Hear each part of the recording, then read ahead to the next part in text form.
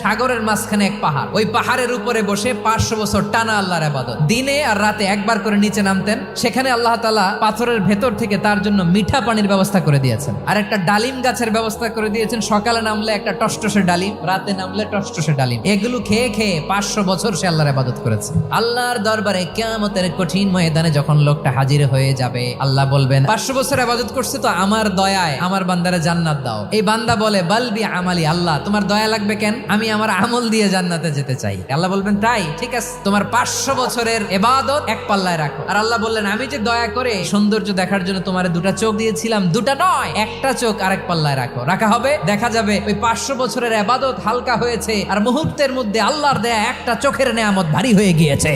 ফলাফল দেখো, হিসাব বলে তুমি এখন জাহান্নামে যাবা, যাও এবার জাহান্নামে যাও। এবার লোকটা কাচুমাচু করে বলে আল্লাহ এবার আমি বুঝতে পেরেছি তোমার দয়া ছাড়া দুনিয়ায় কেউ জান্নাতে যেতে পারবে না।